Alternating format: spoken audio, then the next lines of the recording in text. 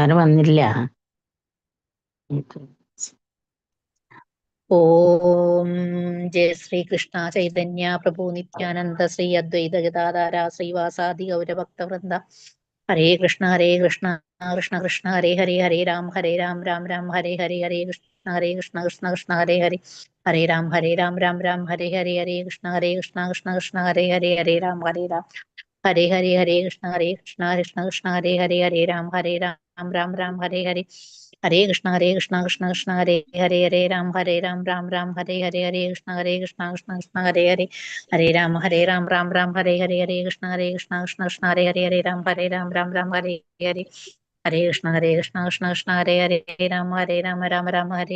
കൃഷ്ണ കൃഷ്ണ കൃഷ്ണ ഹരേ രാം രാം ഹരേ കൃഷ്ണ കൃഷ്ണ രാം രാം ഹരേ കൃഷ്ണ കൃഷ്ണ കൃഷ്ണ ഹരേ രാം രാം ഹരേ കൃഷ്ണ കൃഷ്ണ ഹരേ രാം രാം ഹരേ ഹരേ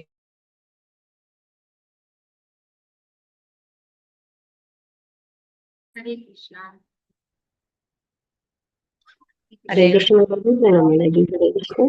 ഹരേ കൃഷ്ണ മാതാജി. ഹരേ കൃഷ്ണ. ഹരേ കൃഷ്ണ മാതാജി. ഹരേ കൃഷ്ണ. എല്ലാവർക്കും പ്രണാമം. ഹരേ കൃഷ്ണ മാതാജി. പവൻശനാശലാകയാ ചക്ഷുരുന്മീലിതം യേന തസ്മൈ ശ്രീഗുരവേ നമഃ. ശ്രീചൈതന്യമനോഭീഷ്ടം സ്ഥാപിതം യേന ഭൂതലേ സ്വയം രൂപകഥാ മഹ്യം ദദാതി സ്വാപദാന്തികം.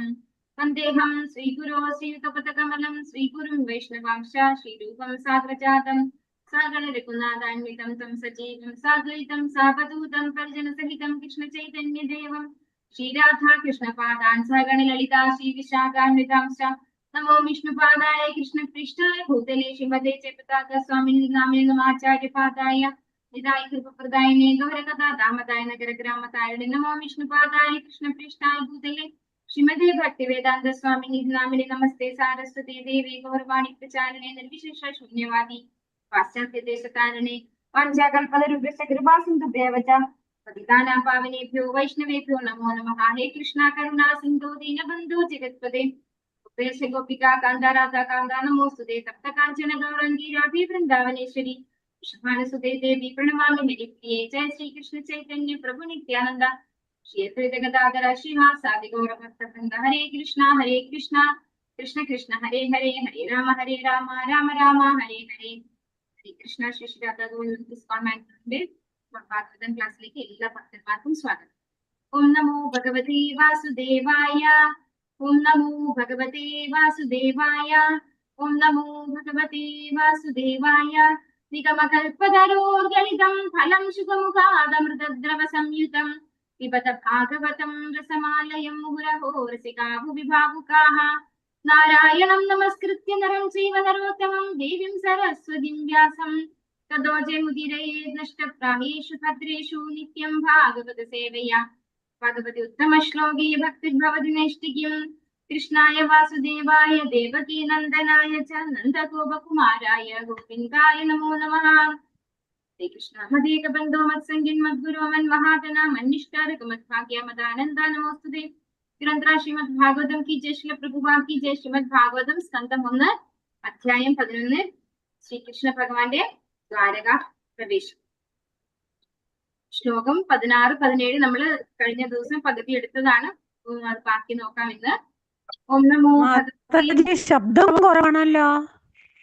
കുറവാണോ? അല്ലല്ല, ഞാൻ കേൾക്കുന്നുണ്ട്. ഹരേ കൃഷ്ണ. ഓം നമോ ഭഗവതേ വാസുദേവായ. നിശമ്യ പ്രേഷ്ഠമായാന്തം വസുദേവോ മഹാമനാഃ. അക്രൂരശ്ചോഗ്രസേനശ്ച രാമശ്ചാദ്ഭുത വിക്രമഃ. പ്രദ്യുമ്നശ്ചാരുദേഷ്ണശ്ച സാംബോ ജാംബവതി സുതഃ. പ്രഹർഷവേഗോച്ഛ്വസിത ശയനാസന ഭോജനാഃ. ഹരേ കൃഷ്ണ. എല്ലാവർക്കും ഒരു പ്രാവശ്യം ചൊല്ലാം. ഓം നമോ ഭഗവതേ വാസുദേവായ. ഓം നമോ ഭഗവതേ വാസുദേവായ. ശമ്യ പ്രേഷ്ഠമായാന്തം വസുദേവോ മഹാമനാഃ.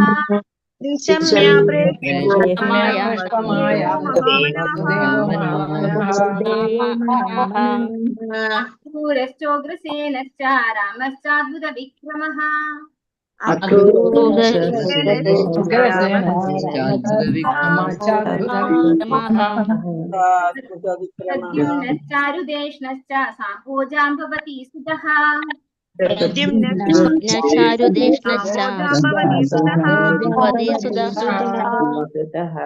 പ്രഹർഷവേഗോച്ഛസിത ശയനാസന ഭോജനാഃ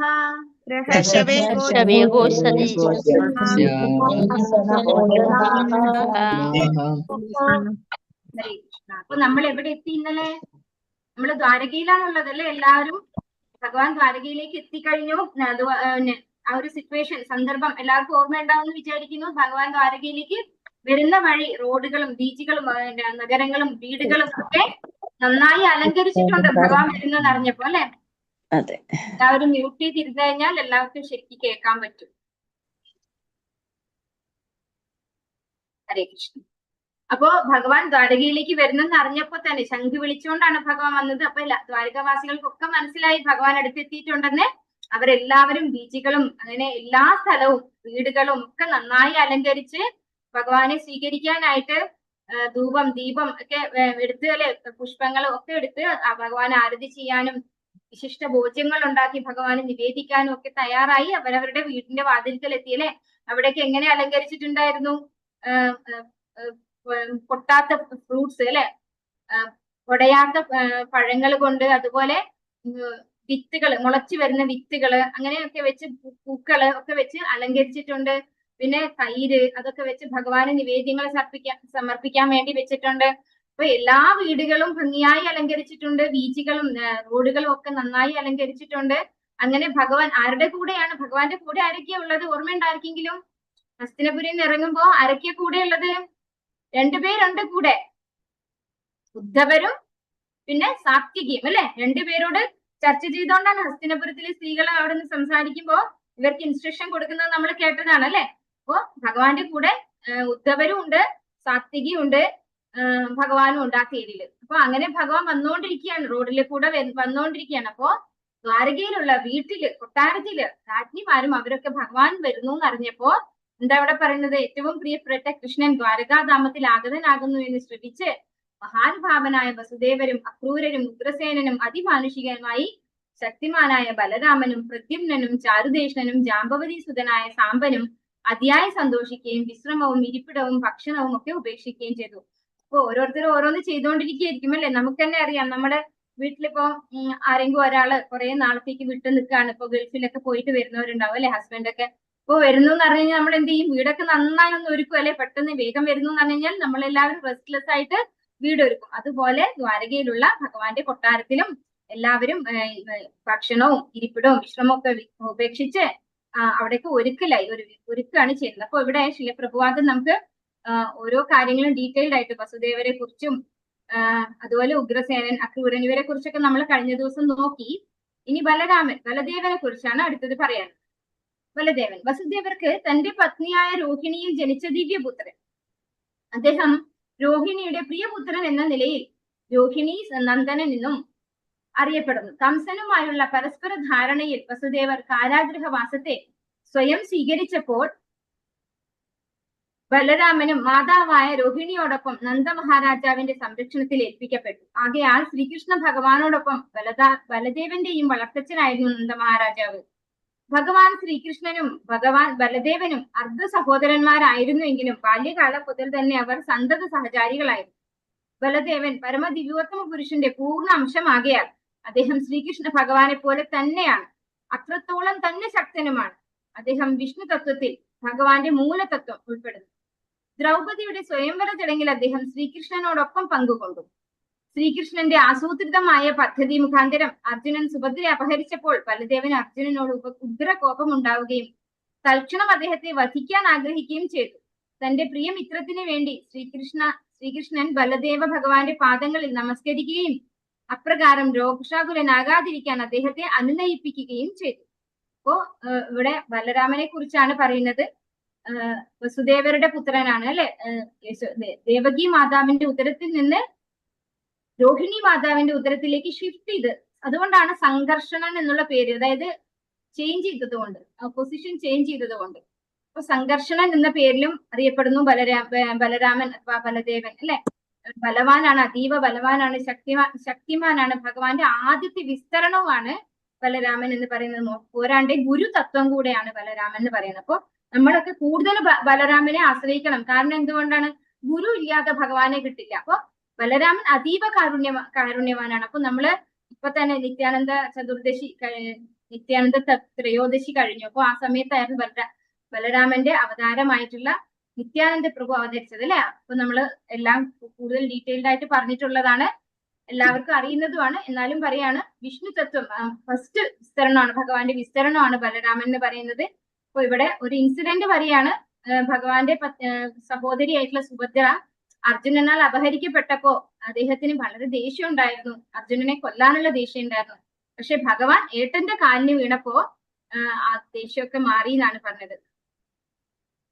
ശ്രീ ബലദേവൻ അവണ്ണം സംതൃപ്തനാക്കപ്പെട്ടു. അതുപോലെ അദ്ദേഹം ഒരിക്കൽ കൗരവരോട് അത്യന്തം കോപിഷ്ഠനായി തീരുകയും അവരുടെ നഗരത്തെ മുഴുവൻ യമുനയുടെ ആഴങ്ങളിൽ വലിച്ചെറിയാൻ തുനിയുകയും ചെയ്തു. എന്നാൽ കൗരവർ അദ്ദേഹത്തിന്റെ ദിവ്യ പാദകമലങ്ങളിൽ ശരണം പ്രാപിച്ചു, അദ്ദേഹത്തെ സംപ്രീതനാക്കി. യഥാർത്ഥത്തിൽ ബലദേവൻ ശ്രീകൃഷ്ണ ഭഗവാന്റെ ജനനത്തിന് മുമ്പുള്ള ദേവകിയുടെ 7ാമത്തെ പുത്രനാകുന്നു. എന്നാൽ കംസന്റെ രോഷത്തിൽ നിന്നും രക്ഷ നേടാനായി ഭഗവതിച്ഛയാൽ അദ്ദേഹം രോഹിണിയുടെ ഗർഭത്തിലേക്ക് മാറ്റപ്പെട്ടു.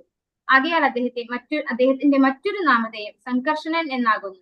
സംഘർഷണനും ശ്രീ ബലദേവന്റെ പൂർണ്ണ അംശമാണ്. കൃഷ്ണ ഭഗവാനെ പോലെ തന്നെ ശക്തിമാനും ഭക്തർക്ക് ആത്മീയ ശക്തി പ്രദാനം ചെയ്യാൻ കഴിവുള്ളവനുമാകയാൽ അദ്ദേഹത്തെ ബലദേവൻ എന്ന് അഭിസംബോധന ചെയ്യുന്നു. അപ്പോ കായികമായിട്ടുള്ള ബലമല്ല അവിടെ ഉദ്ദേശിക്കുന്നത്, ആത്മീയമായ ബലമാണ് അല്ലെ. അതുകൊണ്ടാണ് അദ്ദേഹത്തെ ബലദേവൻ എന്ന് പറയുന്നത്. ബലദേവന്റെ പ്രീതി ഇല്ലാത്ത പക്ഷം ആർക്കും പരമപുരുഷ ഭഗവാനെ മനസ്സിലാക്കാൻ സാധ്യമല്ലെന്ന് വേദങ്ങളിലും അഭിപ്രായപ്പെട്ടിട്ടുണ്ട്. ബല അർത്ഥമാക്കുന്നത് ആത്മീയ ശക്തിയാകുന്നു, അല്ലാതെ ശാരീരിക ശക്തിയല്ല.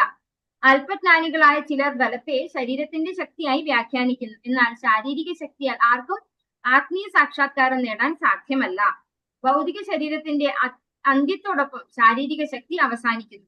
അതേസമയം ആത്മീയ ശക്തി ആത്മാവിനെ അടുത്ത ദേഹാന്തര പ്രാപ്തിയിലും അനുഗമിക്കുന്നു. ആകയാൽ ബലദേവനാൽ പ്രാപ്തമാകുന്ന ശക്തി ഒരിക്കലും വൃഥാവിലാകുന്നില്ല, ആ ബലം നിത്യമാകുന്നു. അപ്രകാരം ബലദേവൻ എല്ലാ ഭക്തരുടെയും മൂല ആത്മീയ ഗുരുവാകുന്നു.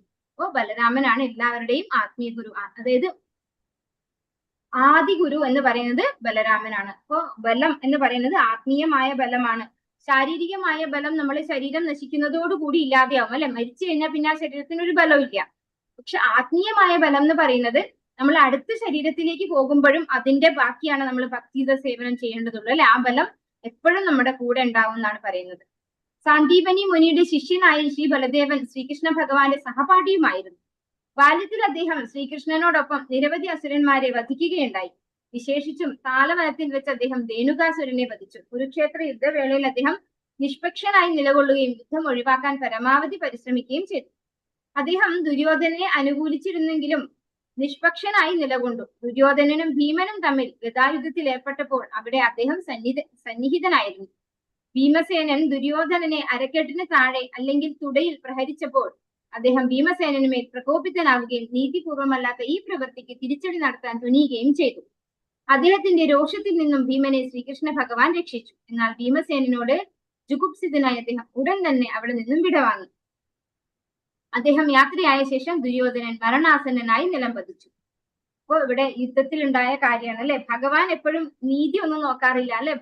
ഭഗവാൻ എന്താണോ ചെയ്യേണ്ടത് അത് മാത്രമേ നോക്കുന്നുള്ളൂ. ഭഗവാന്റെ ഭക്തന്മാര് ഭഗവാൻ എന്താണോ പറയുന്നത് അത് മാത്രമേ ചെയ്യുന്നുള്ളൂ. അപ്പൊ ദുര്യോധനനെ തുടയിൽ അടിച്ചു കൊല്ലുക എന്നുള്ളത് ഭഗവാന്റെ നിശ്ചയമായിരുന്നു. അത് പക്ഷേ യുദ്ധനീതിക്ക് എഗൻസ്റ്റ് ആയിരുന്നു. അതുകൊണ്ടാണ് ഇവിടെ ബലരാമൻ കോപിച്ചു എന്ന് പറയുന്നതിന്റെ കാരണം ബലരാമനാണ് ദുര്യോധനന്റെ ഗത പഠിപ്പിച്ച ഗുരുവാണ്. അപ്പൊ ഒരു ഗുരുവിന് ശിഷ്യനോട് എന്തുണ്ടാവും?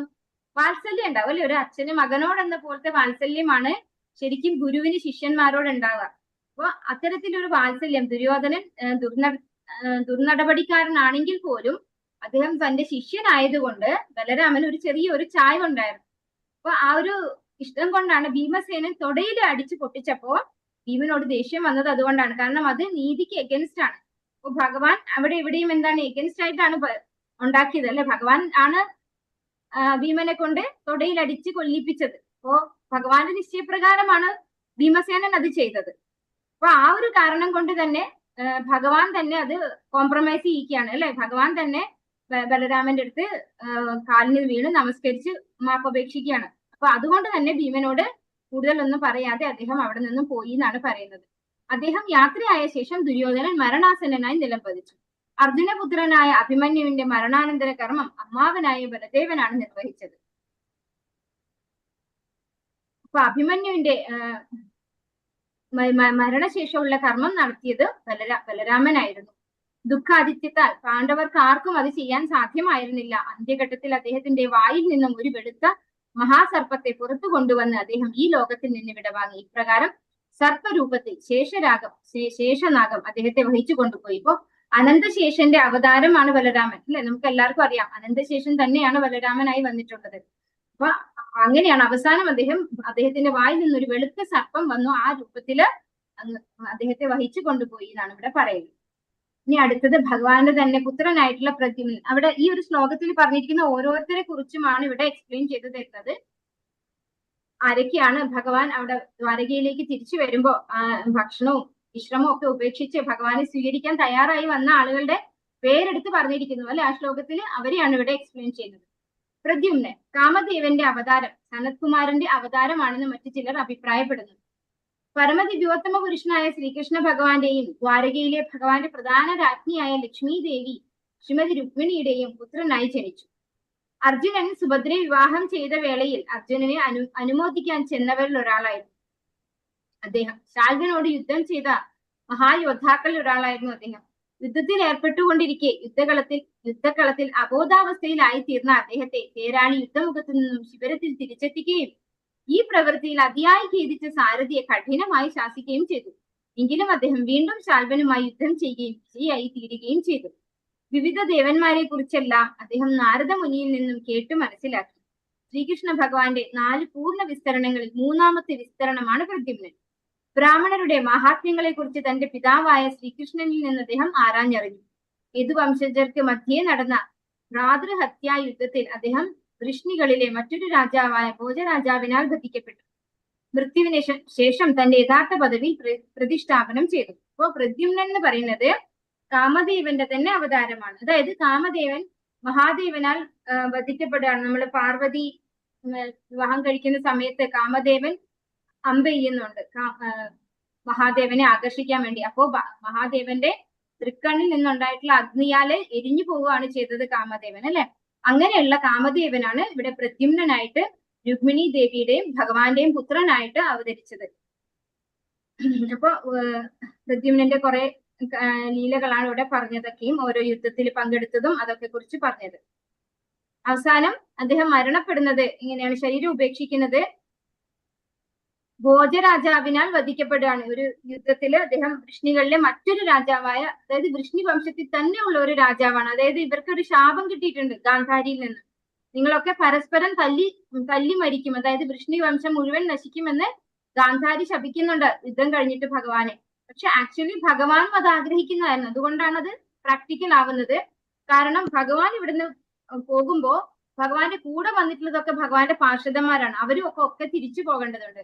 അപ്പൊ അതിന് അവരുടെ ആ ഒരു ശാപം ഒരു നിമിത്തമായി എന്ന് മാത്രമേ ഉള്ളൂ. അപ്പൊ ഭോജരാജാവ് വൃഷ്ണി വംശത്തിൽ തന്നെ ഉള്ള ഒരു രാജാവാണ്. അദ്ദേഹത്താലാണ് പ്രദ്യുമ്നന് മരണം സംഭവിക്കുന്നത്. അതിനുശേഷം തന്റെ യഥാർത്ഥ പദവിയിൽ, അതായത് കാമദേവൻ എന്ന പദവിയിലേക്ക് തിരിച്ചു പോവുകയാണ് ചെയ്യുന്നത്.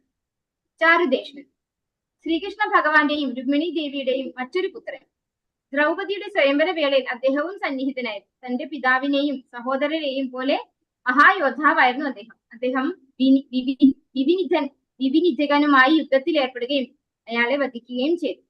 സാമ്പൻ യദുവംശത്തിലെ വീരയോദ്ധാക്കളിൽ ഒരാളും ശ്രീകൃഷ്ണ ഭഗവാന് ജാമ്പവതിയിലുണ്ടായ പുത്രനുമാണ് സാമ്പൻ. അർജുനനിൽ നിന്നും ധനുർവിദ്യ അഭ്യസിച്ചു. മഹാരാജാവ് യുധിഷ്ഠിരന്റെ ഭരണകാലത്ത് രാജസദസ്സിലെ അംഗമായിരുന്നു. യുധിഷ്ഠിര മഹാരാജാവിന്റെ രാജസൂയ യജ്ഞത്തിൽ അദ്ദേഹം സന്നിഹിതനായിരുന്നു. പ്രഭാസ യജ്ഞവേളയിൽ എല്ലാ വൃഷ്ണികളും ഒത്തുചേർന്നപ്പോൾ ബലരാമ സമക്ഷം സാമ്പന്റെ യശസ്കരമായ പ്രവൃത്തികളെ കുറിച്ച് സാത്വികി വർണ്ണിച്ചു. യുധിഷ്ഠിരൻ അനുഷ്ഠിച്ച അശ്വമേധ യജ്ഞത്തിൽ അദ്ദേഹം തന്റെ പിതാവായ ശ്രീകൃഷ്ണ ഭഗവാനോടൊപ്പം പങ്കുകൊണ്ടു. ചില ഋഷിമാരുടെ സമക്ഷം തന്റെ സഹോദരന്മാരാൽ ഗർഭിണിയായി കപടവേഷം ധരിക്കപ്പെട്ട അദ്ദേഹം കളിയായി താൻ പ്രസവിക്കുവാൻ പോകുന്നത് എന്താണെന്ന് ഋഷിമാരോട് ആരാഞ്ഞു. ഒരു ഇരുമ്പ് പിണ്ടത്തെ പ്രസവിക്കുമെന്നും ആ ഇരുമ്പ് പിണ്ടം യദുവംശത്തിന്റെ ഭ്രാതൃഹത്യാ യുദ്ധത്തിന് ഹേതുവാകുമെന്നും ഋഷികൾ പ്രതിവചിച്ചു. അടുത്ത ദിവസം പ്രഭാതത്തിൽ സാമ്പൻ ഒരു വലിയ ഇരുമ്പ് പിണ്ടത്തെ പ്രസവിക്കുകയും ഉചിത നടപടിക്കായി അതിനെ ഉഗ്രസേനനെ ഏൽപ്പിക്കുകയും ചെയ്തു. യഥാർത്ഥത്തിൽ പിന്നീട് പ്രവചനപ്രകാരമുള്ള ഭ്രാതൃഹത്യാ യുദ്ധം ഉണ്ടാവുകയും സാമ്പൻ ആ യുദ്ധത്തിൽ മരിക്കുകയും ചെയ്തു. അപ്പോ ഇവിടെ നമുക്ക് വേറൊരു സത്യം കൂടെ മനസ്സിലാക്കാം. ഭഗവാന്റെ മക്കളാണ് അല്ലെ സാമ്പൻ എന്നൊക്കെ പറയുന്നത്, ഭഗവാന്റെ തന്നെ മക്കളാണ്. പക്ഷെ ഭഗവാൻ അവരെ പോലും നിയമത്തിൽ നിന്ന് പുറത്താക്കുന്നില്ല അല്ലെ, നിയമത്തിനകത്ത് ബൈൻഡ് ചെയ്തുകൊണ്ടാണ് അവിടെ ഇരിക്കുന്നത്. അപ്പോ കളിയായിട്ടാണെങ്കിലും ഒരു ഋഷിവര്യനെ പരിഹസിക്കുകയാണ് ഉണ്ടായത്. ഞാൻ ഏത് കുട്ടിയെ പ്രസവിക്കും, ഇങ്ങനെ അഭിനയിക്കുകയാണ്, വെറുതെ വേഷം കെട്ടിയിട്ട് സാമ്പൻ അഭിനയിക്കുമ്പോ അവർക്ക് ഋഷികളാണ്, അവർക്ക് എല്ലാം കാണാൻ പറ്റും അല്ലെ, അവര് എല്ലാ കാഴ്ചയുള്ള എന്താണ് പറയാ ദിവ്യ കാഴ്ചശക്തി ഉള്ളവരാണ്. അവർക്ക് അറിയാം ഇത് ആരാണെന്നും ഭഗവാന്റെ മകനാണെന്നും ഒക്കെ അവർക്കറിയാം. അപ്പൊ അറിഞ്ഞുകൊണ്ട് തന്നെയാണ് അവർ മനസ്സിലാക്കിയിട്ട് ഈ ഒരു തമാശ, അത് തെറ്റായ ഒരു തമാശയാണ് അല്ലെ, ഋഷിമാരെ ഒന്നും നമ്മൾ ഒരിക്കലും പരിഹസിക്കരുത്. അപ്പോ അങ്ങനെ പരിഹസിച്ചപ്പോ ഒരു ഇരുമ്പ് ദണ്ട് പ്രസവിക്കുമെന്ന്, ആ ഇരുമ്പ് ദണ്ട് കാരണം കൃഷ്ണി വംശം മുഴുവനും നശിക്കുമെന്നും അദ്ദേഹം പറയാണ്, ആ ശാപം കിട്ടുകയാണ് ചെയ്യുന്നത്. അപ്പൊ അതുപോലെ തന്നെ അതിൻ പ്രകാരം ഒരു ഇരുമ്പ് ദണ്ട് പ്രസവിക്കുകയുണ്ടായി സാമ്പൻ എന്നാണ് പറയുന്നത്. ആ ഇരുമ്പ് ദണ്ട് നമ്മൾ നേരത്തെ ഉഗ്രസേന രാജാവിന്റെ കാര്യം പറഞ്ഞു അല്ലെ, അവിടെ പറഞ്ഞു എന്താണ് ഈ ഇരുമ്പ് ദണ്ട് ഉഗ്രസേന രാജാവിനാണ് കൊണ്ടു കൊടുക്കുന്നത്. അദ്ദേഹം ആ ഇരുമ്പ് ദണ്ട് പൊടിച്ചിട്ട് പൊടിയാക്കിയിട്ട് ദ്വാരകയുടെ സമുദ്രത്തിൽ കൊണ്ടുപോയി ഇടുകയാണ് ചെയ്യുന്നത്, കളയാണ് ചെയ്യുന്നത് ശരിക്കും. പക്ഷെ അത് തിരമാലകളാൽ അടിച്ചിട്ട് ആ കരയ്ക്ക് തന്നെ അടുത്ത് അവിടെ തന്നെ പുല്ലായി കിളുത്ത് ആ പുല്ല് വെച്ച് അടിച്ചാണ് അവര് മരിക്കുന്നത്. അപ്പൊ അങ്ങനെയാണ് കൃഷ്ണികുലം അവസാനിക്കുന്നത്. അങ്ങനെ ശ്രീകൃഷ്ണ ഭഗവാന്റെ ഈ എല്ലാ പുത്രന്മാരും അവരവരുടെ കൊട്ടാരങ്ങളിൽ നിന്ന് പുറപ്പെട്ട് ശയനവും വിശ്രമവും ഭോജനവും ഉൾപ്പെടെയുള്ള എല്ലാ പ്രവൃത്തികളും ഉപേക്ഷിച്ച് അവരുടെ ശ്രേഷ്ഠ പിതാവിന്റെ അടുക്കലേക്ക് ദ്രുതഗതിയിലെത്തി. അപ്പൊ ഇവിടെ പറയുന്ന സന്ദർഭം എന്താണ്? ഭഗവാൻ ദ്വാരകയിലേക്ക് പ്രവേശിച്ചിരിക്കുന്നു, ഭഗവാനെ സ്വീകരിക്കാൻ വേണ്ടിയിട്ടുള്ള അറേഞ്ച്മെന്റ്സ് ചെയ്തുകൊണ്ടിരിക്കുകയാണ് അല്ലെ. അപ്പൊ ഭഗവാന്റെ എല്ലാ പുത്രന്മാരും അവരുടെ കൊട്ടാരങ്ങളിൽ നിന്ന് പുറപ്പെട്ട് ഉറക്കവും വിശ്രമവും ഒക്കെ മാറ്റിവെച്ച് ഭക്ഷണം ഒക്കെ മാറ്റിവെച്ച് ഭഗവാനെ സ്വീകരിക്കാൻ ഭഗവാന്റെ അടുത്തേക്ക് വരികയാണ്, ദ്രുതഗതിയിലെത്തി എന്നാണ് പറയുന്നത്. ഹരേ കൃഷ്ണ. നമോ ഭഗവതേ വാസുദേവായ. വാരണേന്ദ്രം പുരസ്കൃത്യ ബ്രാഹ്മണൈ സസുമംഗളൈഃ ശംഖതൂര്യനിനാദേന ബ്രഹ്മഘോഷേണ ചാദ്രിതാഃ പ്രത്യുജ്ജഗ്മുരധൈർഹൃഷ്ടാഃ പ്രണയാഗത സാത്വസാഃ. ഹരേ കൃഷ്ണ. എല്ലാവർക്കും ചൊല്ലാം. ഓം നമോ ഭഗവതേ വാസുദേവായ.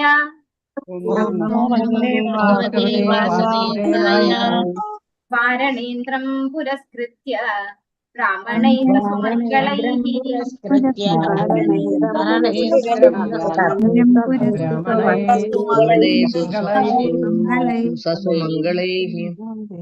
ശംഖതൂര്യനിനാദേന ബ്രഹ്മഘോഷേണ ചാദ്രിതാഃ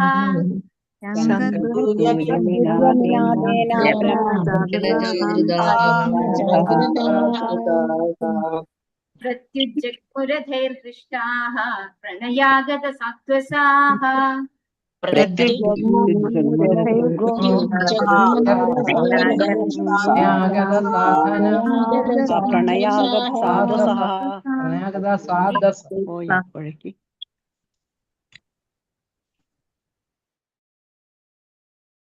വാരണ ഇന്ദ്രം ശുഭ ദൗത്യത്തിൽ ഏർപ്പെട്ടിരിക്കുന്ന ആനകൾ പുരസ്കൃത്യ മുമ്പിൽ നിയോഗിച്ച് ബ്രാഹ്മണൈഹി ബ്രാഹ്മണരാൽ സസുമംഗളൈഹി എന്ന ശുഭസംജ്ഞകളോടൊപ്പം ശംഖ് തുര്യ കാഹളം നിനാദേന ശബ്ദത്താൽ ബ്രഹ്മഘോഷേണ വേദമന്ത്രങ്ങൾ ഉരുവിട്ടുകൊണ്ട് ആദൃതാഹ പ്രകീർത്തിച്ചു നേർക്ക് ഉജ്ജഗ്മുഹു അതിശീഘ്രം ഗമിച്ചു രഥൈഹി രഥങ്ങളിൽ ഹൃഷ്ടാഹ സാമോദത്തോടെ പ്രണയാഗത സ്നേഹസാന്ദ്രമായ സാധ്വസാഹ സർവ ആദരങ്ങളോടെ. വർത്തനം ഭാവാർത്ഥം ഇസി ഭക്തി വേദാന്ത സ്വാമി പ്രഭുപാദി ചെയ്തു. പൂക്കളും മറ്റ് മംഗള വസ്തുക്കളും വഹിക്കുന്ന ബ്രാഹ്മണരോടൊപ്പം അവർ രഥങ്ങളിൽ തിടുക്കത്തിൽ ഭഗവാന്റെ അടുക്കലേക്ക് ഗമിച്ചു. അവരുടെ മുൻപിൽ സൗഭാഗ്യ സൂചകങ്ങളായ ആനകൾ ഉണ്ടായിരുന്നു. ശംഖൂതുകയും കാഹളങ്ങൾ മുഴക്കുകയും വേദമന്ത്രങ്ങൾ ഉരുവിടുകയും ചെയ്തിരുന്നു. അപ്രകാരം സ്നേഹസാന്ദ്രമായ ആദരവ് അവർ പ്രകടിപ്പിച്ചു. ഇപ്പൊ ഭഗവാനെ സ്വീകരിക്കാൻ അവർ ആരുടെ ഒപ്പമാണ് പോകുന്നത്? ഇപ്പോ ബ്രാഹ്മണരോടൊപ്പം രഥങ്ങളിൽ വേഗത്തിൽ ഭഗവാന്റെ അടുത്തേക്ക് പോവാണ് അല്ലെ. അവര് വേഗത്തിൽ രഥത്തിൽ കയറാണ്. ആര് കൂടെ ഉണ്ട്? ബ്രാഹ്മണരൊക്കെ ഉണ്ട് കൂടെ. അവരുടെ സൗഭാഗ്യ സൂചകമായിട്ട് ആനകൾ നമ്മള് നടയിൽ ഇങ്ങനെ ആന തുമ്പിക്കൈയൊക്കെ ഉയർത്തി പിടിച്ചിട്ടുള്ള ആനകളെയൊക്കെ വെക്കും അല്ലെ. ആനകളൊക്കെ ഉണ്ടായിരുന്നു. ശംഖ് ഊതുകയും കാഹളങ്ങൾ മുഴക്കുകയും ചെയ്യുന്നുണ്ട് എല്ലാവരും. വേദമന്ത്രങ്ങൾ ഉരുവിടുന്നുണ്ട്. അപ്പോ വേദമന്ത്രങ്ങൾ ഉരുവിടെ ആരാണ്? ബ്രാഹ്മണരാണ് അല്ലെ? അപ്പൊ ബ്രാഹ്മണരാണ് കൂടെ ഉള്ളത്. അവരൊക്കെ വേദമന്ത്രങ്ങൾ ഉരുവിടുന്നുണ്ട്. അങ്ങനെ സ്നേഹസാന്ദ്രമായ ആദരവ് അവർ പ്രകടിപ്പിച്ചു ഭഗവാനെ സ്വീകരിക്കാൻ വേണ്ടിയിട്ട്. ഭാവാർത്ഥം ഭക്തി വേദാന്ത സ്വാമിശീല പ്രഭുപാദിജി വൈദിക ആചാരപ്രകാരം ഒരു മഹത് വ്യക്തിയെ സ്വീകരിക്കുന്നത് ആദരപൂർവമായ അന്തരീക്ഷം സൃഷ്ടിക്കുന്നു. അത് സ്വീകരിക്കപ്പെടുന്ന വ്യക്തിയോടുള്ള സ്നേഹത്താലും ബഹുമാനത്താലും സാന്ദ്രമായതാണ്. അവർണ്ണമുള്ള സ്വീകരണത്തിന്റെ ശുഭ അന്തരീക്ഷം മുകളിൽ പ്രസ്താവിച്ച ശംഖുകൾ, പൂക്കൾ, ധൂപം, അലങ്കരിച്ച ഗജകേസരികൾ, വേദസാഹിത്യങ്ങളിലെ മന്ത്രങ്ങൾ ഉരുവിടുന്ന യോഗ്യരായ ബ്രാഹ്മണർ എന്നിവരുൾപ്പെടുന്ന പരിച്ഛേദങ്ങളെ ആശ്രയിച്ചിരിക്കുന്നു. അത്തരം ഒരു സ്വീകരണ നടപടി ഇരുഭാഗത്തെയും സ്വീകരിക്കുന്നയാളുടെയും സ്വീകരിക്കപ്പെടുന്ന ആളുടെയും ആത്മാർത്ഥതയാൽ പൂരിതമാകും. അപ്പോ ഇത് വായിക്കുമ്പോൾ നമ്മൾ ഇന്നത്തെ കാലത്തുള്ള സ്വീകരണം എങ്ങനെയായിരിക്കും? കുറച്ച് പെൺകുട്ടികൾ താലപ്പൊലിയായിട്ട് പോകും അല്ലെ, കുറച്ച് വാദ്യഘോഷങ്ങൾ ഉണ്ടാവും, പിന്നെ ഷെയ്ക്ക് ഹാൻഡ് ഒക്കെ കൊടുത്ത് ആലിംഗനം ചെയ്തൊക്കെയാണ് സ്വീകരിക്കുക അല്ലെ. അപ്പൊ പണ്ട് കാലത്ത് വൈദിക ആചാരപ്രകാരം എങ്ങനെയാണ് ഒരു മഹത്തായ വ്യക്തിയെ സ്വീകരിക്കുക എന്നിവിടെ പറഞ്ഞു തരികയാണ്. എങ്ങനെയാണ് അത് സ്വീകരിക്കുന്നത്? ബ്രാഹ്മണരൊക്കെ പോകും അല്ലെ, അതുപോലെ അലങ്കരിച്ച ഡീജികളും അതൊക്കെ ഉണ്ടാകും. അതുപോലെ എന്തുണ്ടാകും? വേദമന്ത്രങ്ങളാൽ ഭഗവാനെ പ്രകീർത്തിക്കും. പിന്നെ ഭഗവാന്റെ നേരെ പനിനീർ പൂവിന്റെ ചെലങ്ങൾ അല്ലെ, നമ്മൾ നേരത്തെ കണ്ടു, റോസാപ്പൂവിൽ നിന്നും അതുപോലെയുള്ള പുഷ്പങ്ങളിൽ നിന്നുമുള്ള സ്പ്രേ, അതായത് നല്ല സുഗന്ധദ്രവ്യങ്ങളൊക്കെ അവിടെ തളിക്കും. അതുപോലെ ധൂപം, ദീപം, പൂക്കൾ, ശംഖുകൾ ഇതൊക്കെ വെച്ച് അലങ്കരിച്ച് ഭഗവാനെ സ്വീകരിക്കുന്നുണ്ട്. അപ്പൊ അങ്ങനെയൊക്കെയാണ് പണ്ട് കാലത്തും സ്വീകരണം ഉണ്ടായിരുന്നത്. അങ്ങനെ സ്വീകരിക്കുന്ന ആളിന്റെയും സ്വീകരിക്കപ്പെടുന്ന ആളിന്റെയും ആത്മാർത്ഥതയാൽ പൂരിതമാകുന്നു. അതാണ് വളരെ ഇമ്പോർട്ടന്റ് അല്ലെ. നമ്മൾ സ്വീകരിക്കുന്ന ആൾക്ക് നല്ല ഇന്നത്തെ കാലത്ത് എങ്ങനെയാണ്? ഒരു മെക്കാനിക്കലാണ് അല്ലെ, ഒരു ആത്മാർത്ഥത ഇല്ലാത്ത കുറച്ചു പേരെയാണ് നമ്മൾ സ്വീകരിക്കാൻ മുമ്പിൽ കൊണ്ടുപോയി നിർത്തുക. പക്ഷെ ഇതങ്ങനെയല്ല. ഇത് ആത്മാർത്ഥതയോടുകൂടി അദ്ദേഹത്തെ വരവേൽക്കാൻ അത്രയും ആഗ്രഹം ഉണ്ടാർക്ക് ദ്വാരകാവാസികൾക്ക്. അപ്പോ അവരുടെ സ്വീകരണം സ്വീകരിക്കാൻ ഭഗവാനും ഉണ്ട് ആഗ്രഹം. കാരണം ഭഗവാന്റെ ശുദ്ധഭക്തന്മാരാണ് അവരൊക്കെയും അല്ലെ. അതുകൊണ്ട് അത് രണ്ടും, അതായത് ഇരുഭാഗത്തെയും സ്വീകരിക്കുന്ന ആളുടെയും സ്വീകരിക്കപ്പെടുന്ന ആളുടെയും ആത്മാർത്ഥതയിൽ പൂരിതമാകുന്നു എന്നാണ് ഇവിടെ പറയുന്നത്. ഓം നമോ ഭഗവതേ വാസുദേവായ. വാരമുഖ്യാശ്ച ശതശോ യാനൈസ്തദ്ദർശനോത്സുകാഃ ലസത്കുണ്ഡല നിർഭാത കപോലപതന ശ്രിയഃ. ഹരേ കൃഷ്ണ. എല്ലാവർക്കും ചൊല്ലാം. ഓം നമോ ഭഗവതേ വാസുദേവായ. ഓം നമോ ഭഗവതേ വാസുദേവായ. വാരമുഖ്യാശ്ച ശതശോ യാനൈസ്തദ്ദർശനോത്സുകാഃ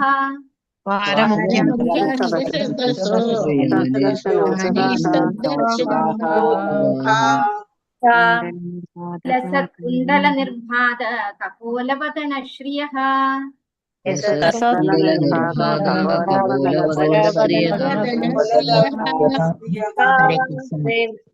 ഹരേ കൃഷ്ണ. വാരമുഖ്യാഹ അറിയപ്പെടുന്ന വേശ്യകൾ ശതശഃ 100 കണക്കിന് യാനൈഹി വാഹനങ്ങൾ തദ്ദർശന അദ്ദേഹത്തെ ശ്രീകൃഷ്ണ ഭഗവാനെ സന്ദർശിക്കാനായി ഉത്സുകാഹ അത്യധികം ഉത്സുകരായ ലസത് തൂക്കിയിട്ടിരിക്കുന്ന കുണ്ഡല കർണകുണ്ഡലങ്ങൾ നിർഭാത കണ്ണഞ്ചിപ്പിക്കുന്ന കപോല നെറ്റി വദന വദനം ശ്രിയഃ സൗന്ദര്യം.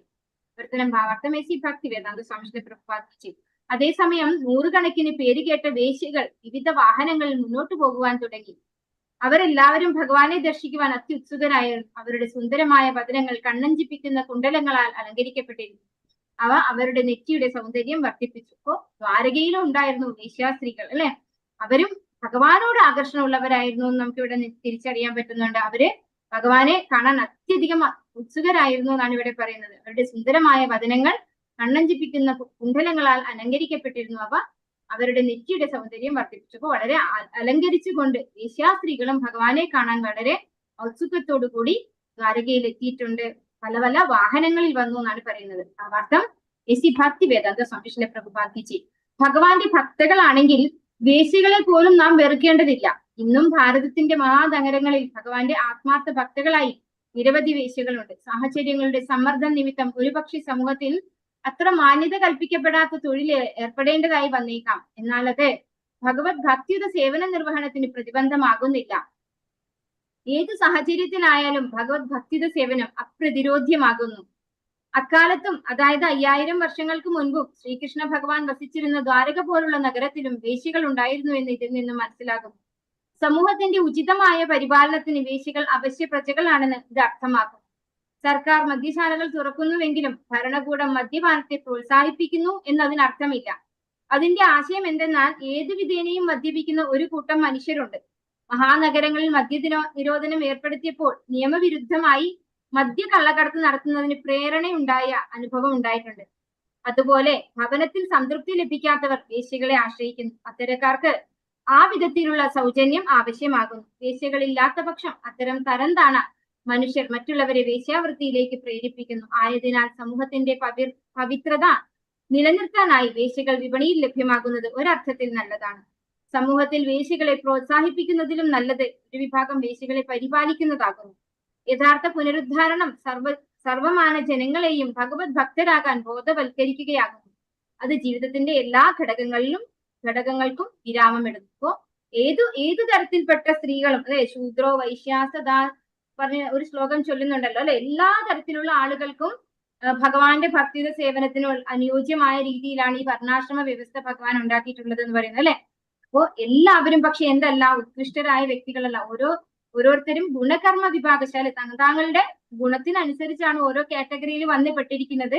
അപ്പോ ഇവിടെ ഒരു ഉദാഹരണം പറയാണ്. സർക്കാർ മദ്യ നിരോധനം ഏർപ്പെടുത്തുമ്പോൾ കള്ളക്കടത്ത്, നമുക്കറിയാം, കള്ളച്ചാരായം ഒക്കെ പിടിക്കുന്നത് കാണാം അല്ലെ. അതുപോലെയാണ് വീട്ടിൽ സംതൃപ്തരാകാത്ത പുരുഷന്മാര് മറ്റു സ്ത്രീകളെ വേശ്യകളാക്കാൻ പ്രേരിപ്പിക്കുന്നു.